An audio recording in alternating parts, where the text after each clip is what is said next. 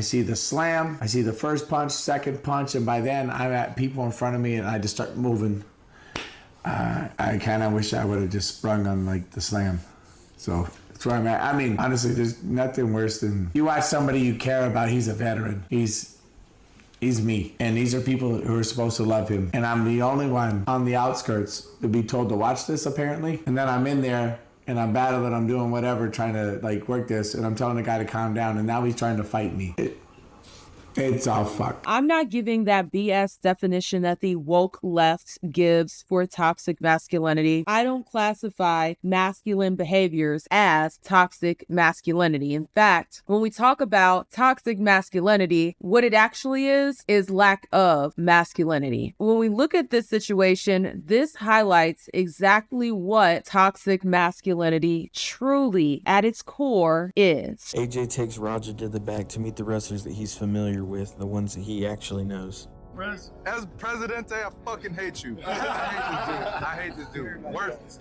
And that's when Syko Stu decides to come up behind Raja, stick his belly out, hands at the hips to get some camera time.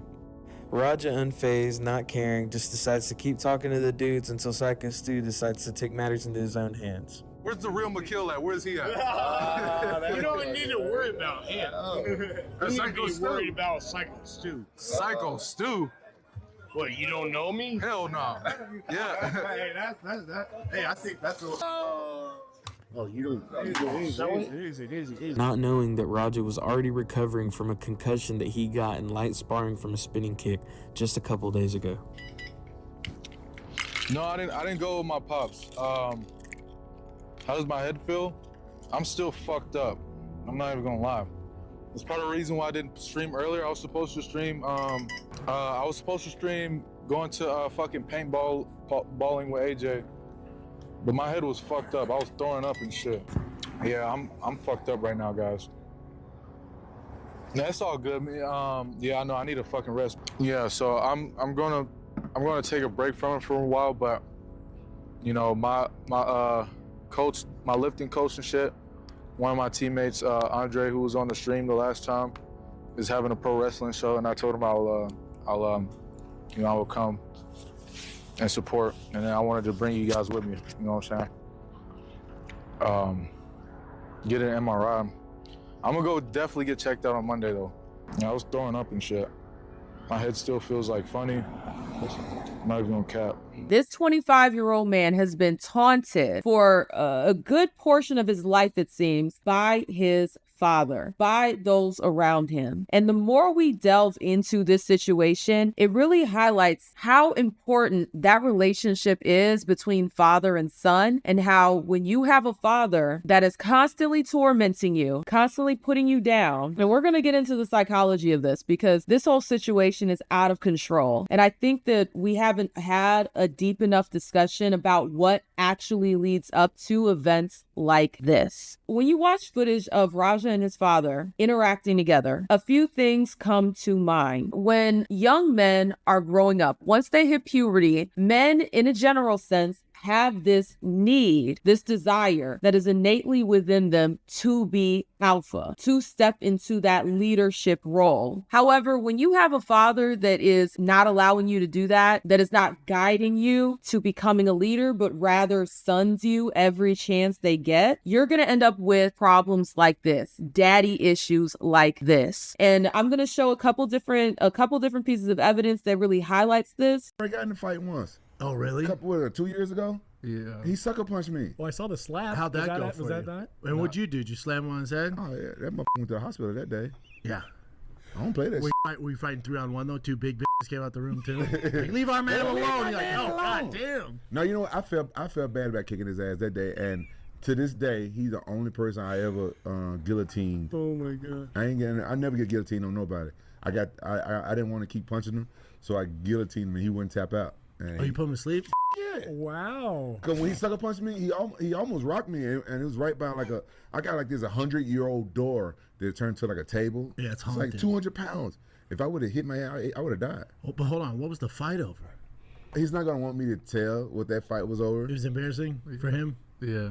I don't even. Something I stupid? I ain't want him to talk about all that. Why? Because You happy? Notice how they're literally talking about him as if he's not even there. This is a tactic that a lot of toxic individuals use to put down the person that they are bullying or the person that they are putting down, talking about this person as if he is not sitting right there in the room with them. And even if you look at like the dynamic or what this conversation is centered around, it's centered around the son asserting himself in a dominant position and then being knocked down by the father. Now, I'm not going to make it seem like I understand every single aspect of what a father-son relationship should look like. However, when you have a situation where the father is constantly sunning the son, not allowing him to express himself as a boy coming into his manhood, then you're going to end up with a lot of repressed anger. This dynamic, it tends to breed this desire where it's like, I have to show him. I have to show him. If the son never has that outlet, if the son never has that moment where he can come into his own, then all of those feelings, all of those repressed feelings towards his father, that's going to eventually come bubbling up to the surface, which is what happened during this wrestling match. And even if we listen to the audio that was happening before and after the fight, it becomes extremely clear that all of this, it really had nothing to do with Syko Stu. It had everything to do with his father. You will hear him say repeatedly, oh, I don't need him. I can handle my own. I don't need him. I can handle my own. And even when we listen to the conversation that he had with his father before the fight, you can see that his father is quite literally taunting him, even implying some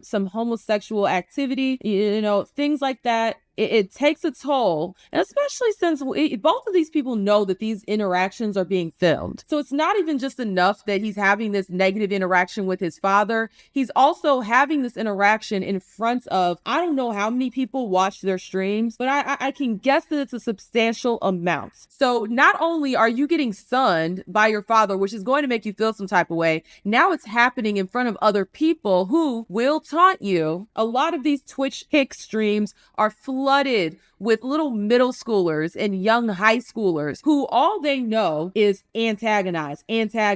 Oh, you gonna take that? You gonna let him talk to you like that? And when you have such a fragile ego, and that's a very important aspect of toxic masculinity, the fragile ego. When you have such a fragile ego, anything is bound to set you off. So now he had an opportunity to, I guess, reclaim his power by putting hands on this older man in the wrestling ring. And I'm not saying any of this to justify. There's no justifying this. And you guys saw the stream. You know exactly how I feel about this. Even going into this deep dive of the psychology behind it, I still feel the same way. This is not an individual that needs to be out in the public with the rest of us because he is a ticking time bomb and he needs to serve time for what he did to that man. That man did not deserve to have any of that happen to him. Anyone with social skills would see that, hey, this was a misunderstanding. There was apologies made. Move on. It's not that deep. Or turn it into something fun, which is what the other wrestlers was trying to do. They were trying to turn this interaction into something fun, something that everybody could enjoy. But instead, Raja internalized that and now became an opportunity for him to finally show people what he's made of. Finally show people that he's not a bitch. But ironically, all it did was make him look even more like a bitch because he couldn't control his emotions. Apologize for that and you fix that.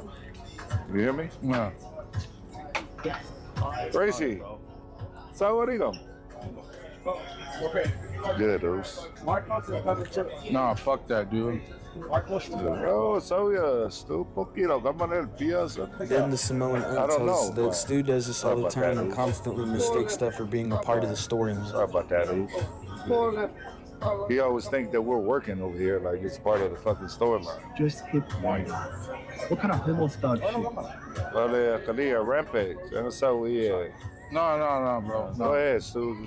Let's go. After getting rejected twice, Stu realizes that Raja was having no parts of his apology until somebody suggests that Raja can interrupt his match and give him his receipt Then Raja accepts the I apology. appreciate it. I didn't know. I just thought you would work for a joke on real.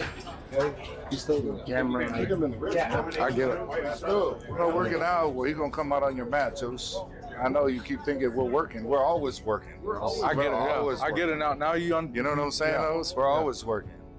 So we'll set it up. Well, I'll have him come out during your match so we could fucking seal the whole thing and it will make something out of it. You know what I'm saying?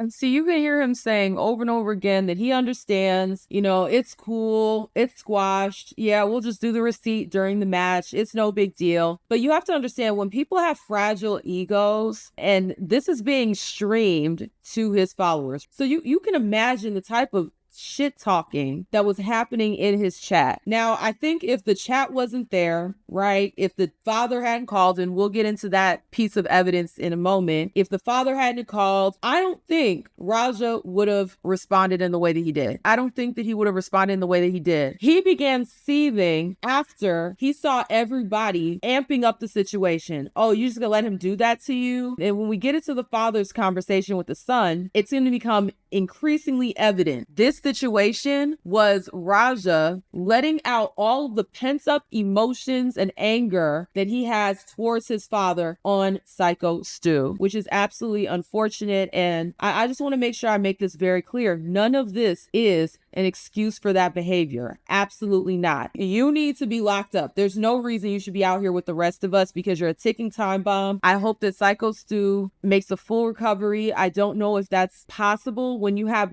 like multiple injuries to the brain. That can be a very tricky situation, but I am going to hope for the best with his recovery, with his situation, and then hope that his family at some point is able to gain peace from this. This is just a tragic situation altogether. And analyzing the psychology behind Raja, like I said, it's not meant to give an excuse, but more so a cautionary tale. Fathers, when you are interacting with your sons, you have to understand that them coming into their manhood, you have to give them space to do that. That doesn't mean you just let them walk all over you and they take over the house. No, but giving them that space to become a man and not reducing them down to a child's place well into their 20s. Like, this man is 25 years old, but if you listen to the way his father talks to him, you would think he was 13. You would think that this grown-ass man is 13. And even if you look at his mannerisms and how he holds himself like an angsty 13-year-old. This is because he was never allowed to grow up. And it's unfortunate. This is not a nature situation. I don't think that this is something that was innately in him. This was something that was nurtured into him. This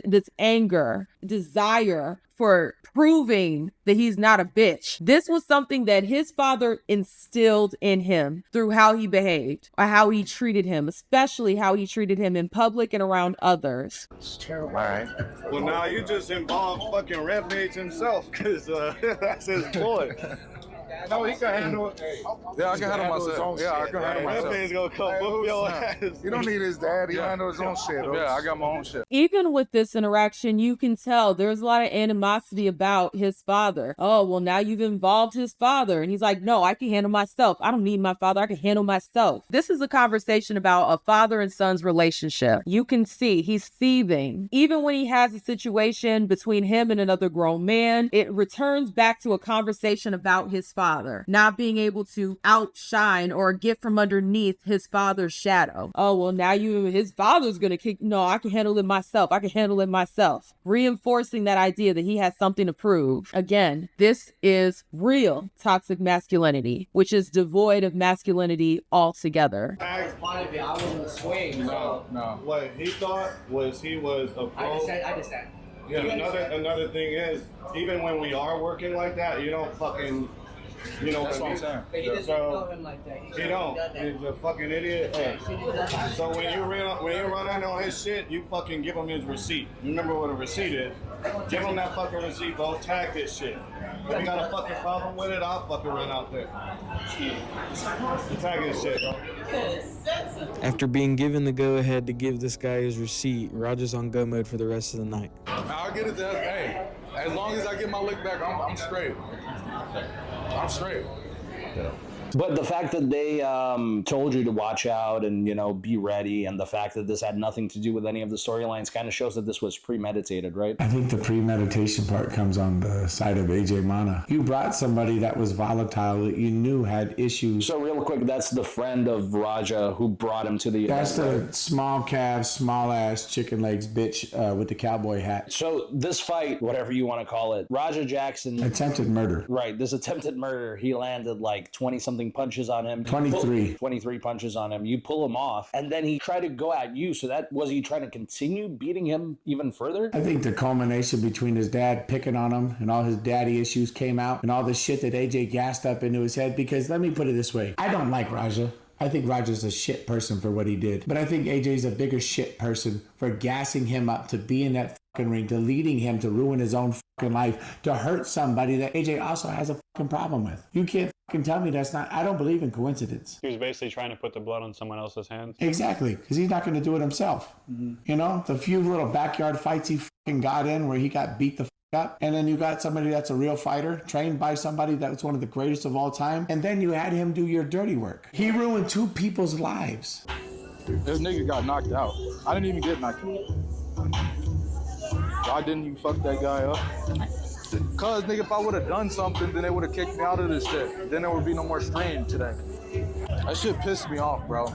It didn't even hurt. It just pissed me off.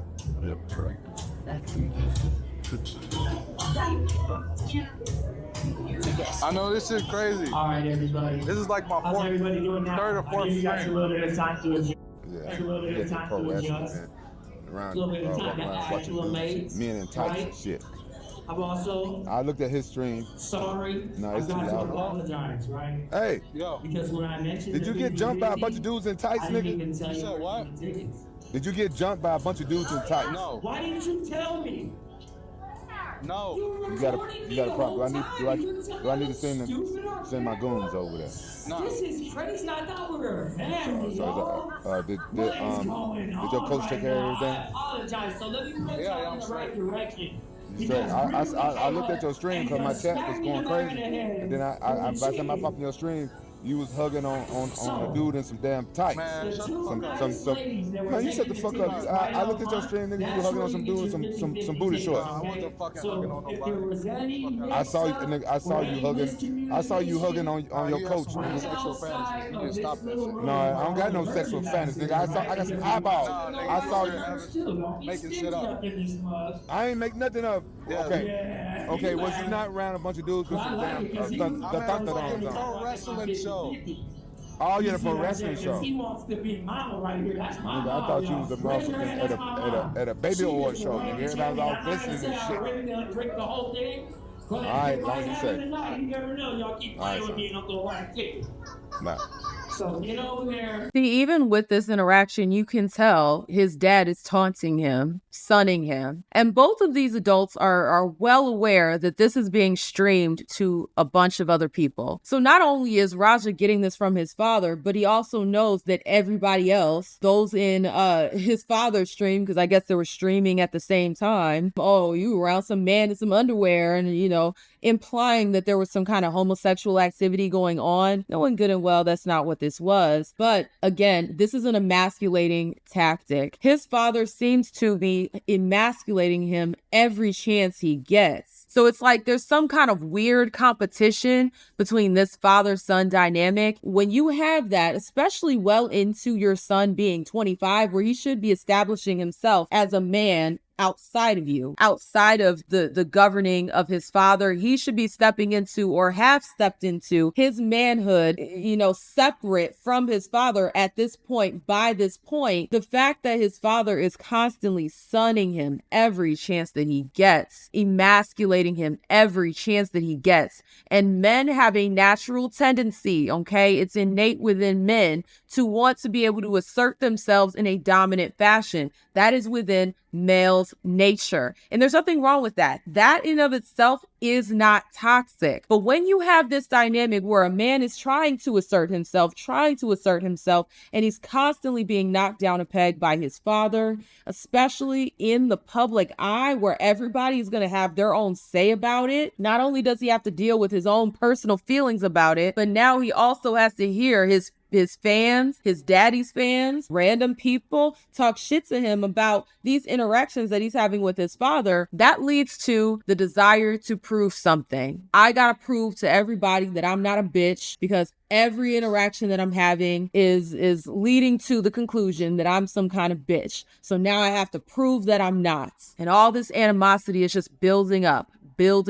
building up. And then as you can see, he's continuing to get gaslit by his audience, by his chat. A bunch of 14-year-olds with Cheeto dust under their fingernails, egging him on. Oh, you a bitch. Oh, you a fake crash out. You not gonna do anything. And Raja's fragile ego could not handle it. This whole situation is sad. I'm not gonna lie, this whole situation is sad. I'm gonna fake crash out. All right, bet.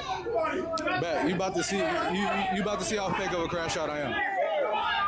Now I get a chance to get in the ring and do this and do some shit to him. How many subs to knock him out? That's a good question. I don't know. Fucking can. Gets a spot in the Wild Samoan Exactly. Cup Watch. tournament. Watch. My dad can't never call me a bitch. Straight up. Again, his father. My dad can't never call me a bitch again. He has something to prove to his father. All of this has everything to do with his father. Nothing to do with Syko Stu. What he ends up doing to Syko Stu is what he really truly wants to do to his father. That's what he really wants. He wants to be validated by his father, but it seems like his father does not validate him. Now, I have not seen every single piece of footage there is of this father-son dynamic, so maybe there were some moments where he did validate his son. But looking at how this whole situation played out, you can clearly tell there was a lot of unresolved tension between Raja and his father. And he never learned how to deal with those emotions. And see, that's what a father is supposed to do. A father is supposed to be able to guide a son through these different feelings of needing to be dominant and how to be stoic, how to deal with your emotions, how to control your emotions. When you have this skewed idea of what masculinity is, it will lead to things like this, where you end up losing control of yourself, losing control of your emotions, losing it. Crashing out. Crashing out is not a good thing. Like, even his audience egging him on to crash out is weird. When you crash out, that literally means you've gone psycho. There's something wrong with you, and the rest of us are looking at you like there's something wrong with you, because there is. Crashing out is not something to be proud of, but because his ego is so deflated, because his ego was so fragile, people were able to egg him on to crash out. So this situation was, the writings were all on the wall. If it didn't happen today, it would have happened tomorrow. It would have eventually happened. Someone was going to be hurt because of this situation. What actually happened to Stu? How bad are his injuries? Broken facial bones is from what I'm hearing. Missing teeth. Has no recollection of what happened. Incoherent. And then even from the people closest to it now that I'm disassociating with, they won't even put up the full story. Stu's pretty fucked up, I'll put it this way. What happened yesterday is he choked on his own blood. On his own teeth, I heard. Yeah, teeth and blood. And he lost all of his teeth? Right? A lot of them, yeah. Broken facial bones. He was out on the slam, and then the guy had made contact multiple times. I remember seeing that kind of being in shock, and then I just went. Side of that running in, there was other people that could have got involved that I made eye contact with, but they just stayed by the stage. Let me put it this way. I'm sorry to Stu that the people that said that they were your friends let this happen. I see the slam, I see the first punch, second punch, and by then I'm at people in front of me and I just start moving. I kind of wish I would have just sprung on like the slam. So that's where I'm at. I mean, honestly, there's nothing worse than you watch somebody you care about. He's a veteran. He's me. And these are people who are supposed to love him. And I'm the only one on the outskirts to be told to watch this, apparently. And then I'm in there and I'm battling, I'm doing whatever, trying to like work this. And I'm telling the guy to calm down. And now he's trying to fight me. It's all fucked, you know, like there's... So them telling you to watch this and get involved, if this was supposed to be an angle, it kind of doesn't make any sense because you have nothing to do with their storyline or whatever. It seems like they kind of wanted you there just because you're the only one who can shoot, which in wrestling means for real fight, right? It felt like it, like how you'd use a dog. Like, hey, we'll send our bitch to go do this. Tired of motherfuckers playing with me, bro. Real shit. One of them a bitch and fucking bit me. I'm tired of everybody fucking playing with me and shit. Think I'm always playing and shit. Call me bitch and shit. Not no fucking bitch, bro. At the end of the day, I'ma stand up for my fucking self because I'm tired of everybody fucking playing with me, bro. Real shit. Listen very closely to what he's saying. I'm tired of everybody playing with me. I'm not a bitch. This is a young man who has been tormented his entire life. You can't convince me otherwise. How else do you end up with this outcome? And he finally felt like he had an opportunity to stand up for himself. That's genuinely how he felt about this. This was him finally standing up for himself. I'm not making an excuse for what he did. What he did was disgustingly wrong. And like I said before, and I'll say it again, he needs to do time for what he's done. He should not be allowed outside of the prison. But we have to understand why, how a Raja is born, because he's not the only one. You'd be stupid to think that he's the only one dealing with this type of situation, this type of dynamic with his father or other male figures in their life. There are a lot of other ticking time bombs amongst us. So we must understand what this is, and fathers out there, really take care with how you are handling your son. But it seems like even his father probably has some messed up, maybe some daddy issues himself. I don't know his father's story, but it seems like a generational curse because his father's crazy as hell too. This is what toxic masculinity truly is. The lack of masculinity altogether.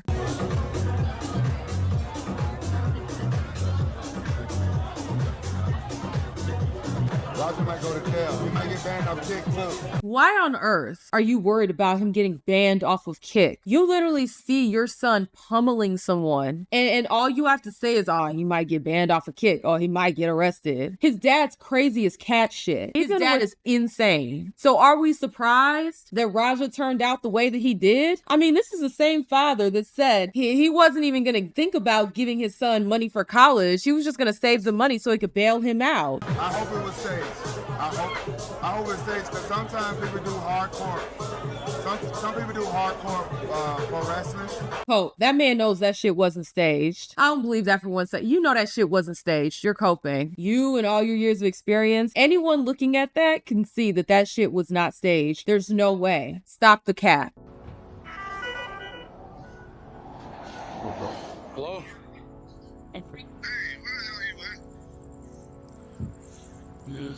Double leg that motherfucker and start bouncing on you. I just saw the video. Shit pissed me off though, Andre.